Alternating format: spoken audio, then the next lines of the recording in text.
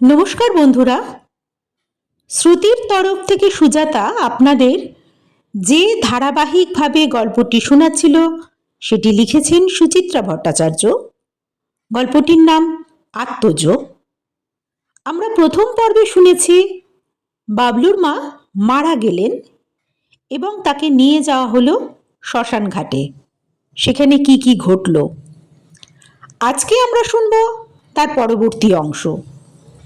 দেখুন, শুনুন, কি হয়, কেমন লাগলো অবশ্যই জানাবেন এবং ধারাবাহিকভাবে সাথে থাকবেন। সুচিত্রা ভট্টাচার্যের আত্মজ গল্পের আজ দ্বিতীয় পর্ব। খাটে আধশোয়া হয়ে চোখ বোলাচ্ছিলাম ফর্দে। পুরুতমশাই একটা লিস্ট ধরিয়ে গেছেন বটে। চাল, ডাল, তেল, নুন, সবজি, ফুল, ফল, বেলপাতা, কুশ, তিল, জব, ভর্তুকি, তিল, ঘি, মধু, চিনি, কলাপাতা, পান সুপুরি, মশলা, কি আছে আর কি নেই। ত্রাণ সামগ্রীর তালিকাটাও নেহাত ছোট নয়। থালা, বাটি, গেলাস, ছাতা, চটি, শাড়ি, ঘড়া, গামছা, পিলসুচ। লেডিস চটির পাশে আবার সাইজও লেখা আছে। ছাতাটাও রঙিন চাই। তাও খাট, বিছানা, বালিশ লেখেননি, বলেছেন মূল্য ধরে নেবেন। কতটুকু সাশ্রয় হলো কে জানে। সব মিলিয়ে মোট কত লাগতে পারে? বাজেট ছাপিয়ে যাবে না তো? ব্যাংক থেকে শেষ ঝর্তি পড়তি 10,000 টাকা তুলে নিয়েছি। প্রবীরদার কাজে চেয়েছি 5। কাজকর্ম, খাওয়া দাওয়া সব এতে চুকবে তো। প্যান্ডেল নেবে 3,000। ফ্ল্যাট বাড়ি শুধু ছাদটুকু ঘিরবে, তাও সাদা কাপড়। এর জন্য এত যে কেন চাইছে? চেয়ার টেবিল 900, মেরে কেটে 1000।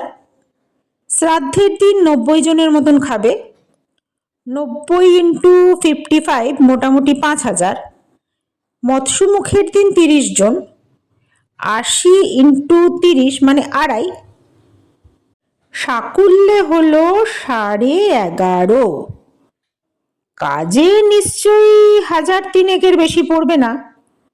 পরশু ঘাট কাজেও কিছু খরচা আছে। মনে হয় টেনে টুনে কুলিয়ে যাবে। তেমন যদি হয় শ্রাদ্ধের দিন একরকম মিষ্টি নয় কমিয়ে দেবো। প্লেট পিছু 5 টাকা তো বাঁচবে, অর্থাৎ 450। একেবারে ফেলনা নয়। আচমকা হাসি পেয়ে গেল। কি ছেলে মানুষই ভাবনা। কলসি দিয়ে লাখো মোহর গলে গেল, এখন কানাকড়ি বাঁচাতে পুটিংয়ের খোঁজ।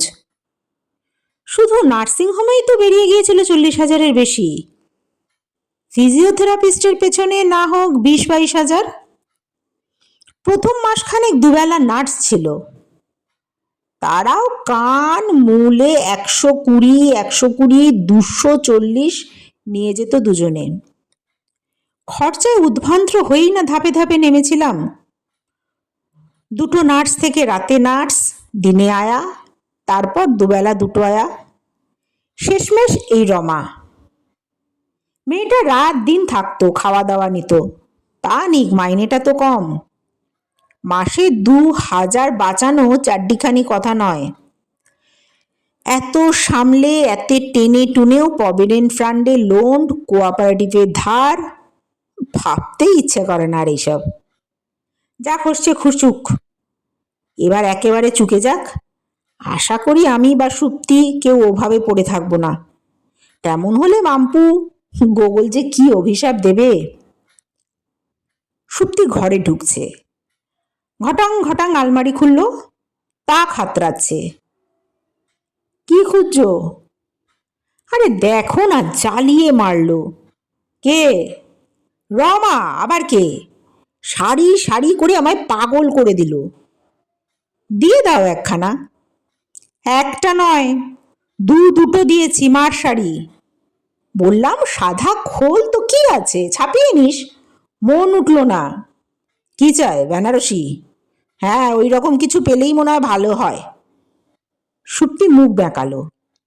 বলছে দিদার এত ময়লা ঘাটলাম, একটা সিল্কের শাড়ি অন্তত পাবো না? দুনিয়ায় নিজের প্রাপ্য সবাই বোঝে, রমার কি দোষ? আমার মাই কি ছেড়েছে? কর্তব্যের পাওনাটুকু উসুল করে নেয়নি? বিরস মুখে বললাম, এই ঝুটঝামেলা হাটাও, দিয়ে দাও। ঈষৎ রংজলা নিজের একটা মুর্শিদাবাদী সিল্ক বার করে নিয়ে গেল সুপ্তি। ফর্দখানা টেবিলে রেখে চিত হয়ে শুলাম। চোখটা আবার টানছে, শরীরে বেজায় ক্লান্তি। সকাল থেকে আজ ছুটোছুটিও গেছে বেশ। দুলুকে নিয়ে নেমন্তন্ন করতে বেরিয়েছিলাম। মানিকতলা, শ্যামবাজার, উত্তর কলকাতার পাট চুকোলাম আজই। ফোনেই বলে দিয়েছি বেশ কয়েকজনকে। তবু এখনও তো কেউ কেউ আছে যারা মাতৃবিয়োগের ভারাক্রান্ত মুখটি না দেখতে পেলে ঠিক সন্তুষ্ট হয় না। 2:30 নাগাদ বাড়ি ফিরে ঘি সহযোগে সেদ্ধ ভাত গলাধ্যকরণ। ফলত যথেষ্ট টকে আছে গলা এখনো। তবে ক্লান্তিটা ঠিক অম্বলের জন্য নয়, এ শ্লান্তি যেন অন্য রকমের। ম্যারাথন দৌড় সাঙ্গ করে শেষ ফিতে ছোঁয়ার পর যেমনটা লাগে দৌড়বীরের, এ অবসাদ যেন সেই ধাঁচের। মাকে পুড়িয়ে আসার পর থেকেই শরীর একদম ছেড়ে গেছে। চিন্তায় কটু গন্ধের আভাস আছে কি? ম্যারাথনরা আমার মতনই শরীর নিংড়ে দৌড়ই বটে, কিন্তু তাদের শেষ ফিতে ছোঁয়ার সঙ্গে কি মার মৃত্যুর তুলনা চলে? আমি কি প্রথম দিন থেকে ওই লক্ষ্যেই পৌঁছতে চেয়েছি? না না, কখনো না। বরং উল্টো পথেই তো দৌড়েছি। লড়াই করেছি মাকে বাঁচানোর জন্য। কায় মনোবাক্যে চেয়েছি মা সুস্থ হয়ে উঠুক, পুরোপুরি। আগের মতো না হলেও হাঁটা চলাটা অন্তত করুক, মোটামুটি একটা স্বাভাবিক জীবনে ফিরুক। সর্বস্ব উজাড় করেও যদি সামান্যতম উন্নতি না হয়, তখন মানুষের কেমন লাগে? মনে হয় না ক্রমশ ঘুরে যাচ্ছি, পার হচ্ছি একটা লম্বা পেঁচালো পথ, ঘেমে নিয়ে যাচ্ছি, জিভ বেরিয়ে যাচ্ছে, ক্যালোরি শেষ, তবু ছোট। কাহা তো পারে মানুষ। সুপ্তি আবার এসেছে, হাতে চা। টেবিলে কাপ রেখে খাটে বসলো। লাল পাড় কোড়া শাড়ির আঁচল দিয়ে খাটের বাজু ঝাড়তে ঝাড়তে বলল, তোমার সন্তুদাই জিতে গেল। ভুরু কুচকে জিজ্ঞাসা করলাম, কেন? আমাদের ইচ্ছেটার তো কোনো মূল্য রইল না। মার ঘরে তো কাজ হচ্ছে না। সন্তুদা তো ভুল কিছু বলেনি, মার ঘরটা তো সত্যি ছোট। ড্রয়িং হলে কাজ হলে সুবিধাই হবে, শ্রাদ্ধের সময় লোকজন বসতে টসতে পারবে। ডেকোরেটরকে বলে দিয়েছি ফরাস পেতে দেবে। আমার কোনো কিছুতেই আপত্তি নেই। তবে আমার লাগছে কোথায় জানো? তোমার ওই সন্তুদার কথাবার্তায়। পিসির ঘরটা ঘুপছি, এত চাপা যে আলো বাতাস খেলে না। যেচে পড়ে এসব শোনানোর অর্থ কি আমাকে? আমরা যেন ইচ্ছে করে মাকে অন্ধকূপে রেখেছিলাম। সুপ্তির আহত হওয়ার যথেষ্ট কারণ আছে। ফ্ল্যাটে আসার আগে সুপ্তি বারবার বলেছিল, মা আপনি বড় ঘরটা নিন। মা কিছুতেই রাজি হয়নি। এক গো, আমি একা মানুষ, ওই ঘরে আমার কি প্রয়োজন? বরং বড় ঘরটা তোরা নে, মাঝেরটায় বাচ্চারা একটু হাত পা ছড়িয়ে থাকুক। হাত মেরে বললাম, সন্তুদার কথা ছাড়ো, খেটে খুঁটে দিচ্ছে। আমরা তো জানি আমরা মার জন্য কি করেছি। সবচেয়ে ভালো হতো বাড়িতে কাজটা না হলে। ফ্ল্যাটের সোসাইটির পারমিশন নাও, এর সামনে হাত কচলাও, ওর চারটি কথা শোনো। আমার একদম পছন্দ হয় না। কি করা যাবে? চৈতন্য মঠ, গৌরীয় মঠ, হেনা মঠ, তেনা মঠ, সবই তো ঘুরে দেখা হলো, কোথাও জায়গা নেই। বাপ মাকে চিতায় চড়ানোর আগেই যে লোকে শ্রাদ্ধের জায়গা বুক করে ফেলে, তা আমি কি করে জানবো? একদিক দিয়ে ভালোই হলো, কেউ বলতে পারবে না মঠে টাকা ধরে দিয়ে মার কাজ সেরেছি। যারা কথা শোনানোর তারা ঠিক শোনাবে। এই তো তোমার খুকুদি আজ কায়দা করে কত কি বলে গেল। কি বলেছে খুকুদি? মাসিকে তোমরা ন্যাজাল ফিডিংয়ে রাখতে পারতে। এই রমা টমারা কি তেমন সাবধানে খাওয়াতে পারে?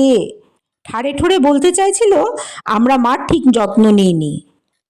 বলুকে যাক, আমরা তো জানি আমরা কি করেছি। কথাটা ফের মুখ দিয়ে বেরিয়ে গেল। বাইরের লোকের কথায় কান দিও না। লাগে, বুঝলে, লাগে। 2 বছর ধরে সংসারের সব খরচ কিভাবে কাটলো সে একমাত্র আমি জানি। ছেলে মেয়ের ফল বন্ধ করে মাকে আঙুরের রস, বেদানার রস খাইয়েছি। পুজোর সময় 1টার বেশি জামা দিয়েছি মাম্পি গোগলকে। দেনায় দেনায় অন্ধকার, মাস গেলে কেটে কুটে কটা টাকা হাতে পাও সে খবর কেউ নেওয়ার আছে? শুধু উপর থেকে আহা আর উহু। আজ বাদে কাল মাম্পি 9-এ উঠবে। ওর জন্য একটা ভালো টিউটার রাখা দরকার। রাখতে পেরেছি, সেই তো ঢোকাতে হলো কোচিংয়ে। সুপ্তি জোরে নাক টানল।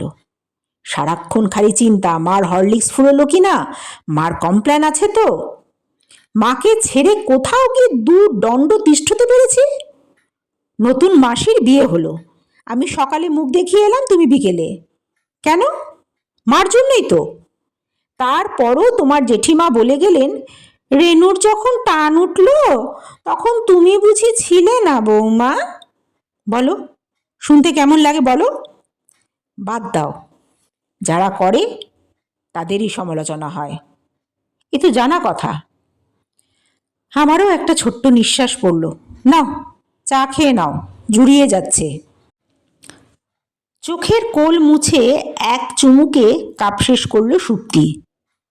উঠে লাগোয়া বাথরুমটায় গেল একটু। বেরিয়ে শুকনো গলায় জিজ্ঞাসা করল, তুমি এখন কিছু খাবে? সিগারেট ধরিয়েছি। কাঠি অ্যাস্ট্রেতে গুজে বললাম, কি খাবো?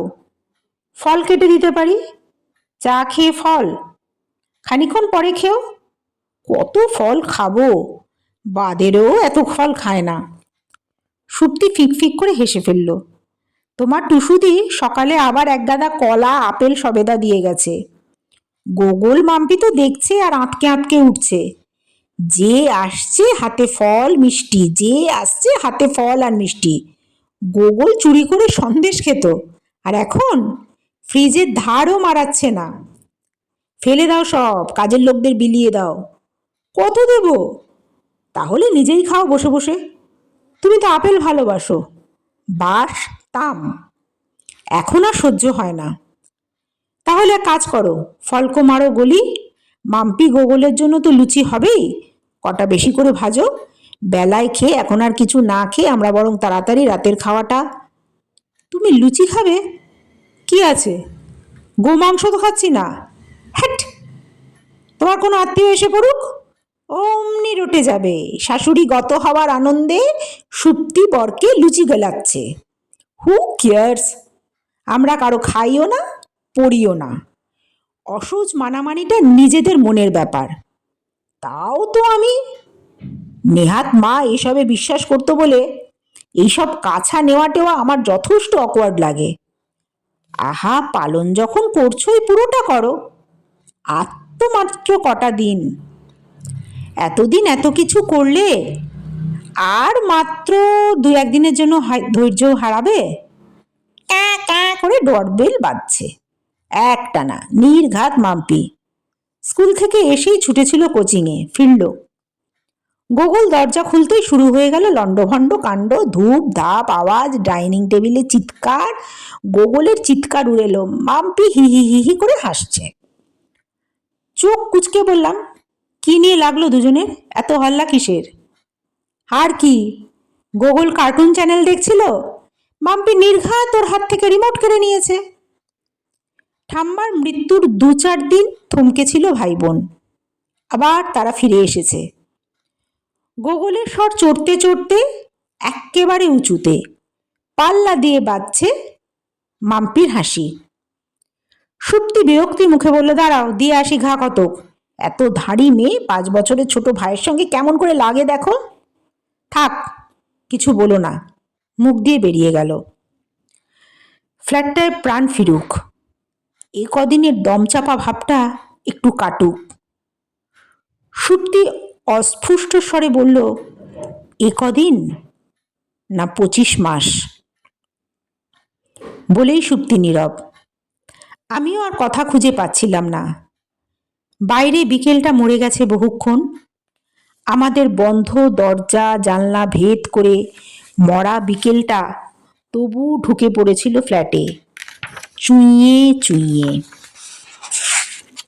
আজকে এইটুকুনি অবধি দ্বিতীয় পর্ব শুনলেন। আগামী পর্বে সমাপ্ত। কি হলো জানতে হলে অবশ্যই শুনতে হবে।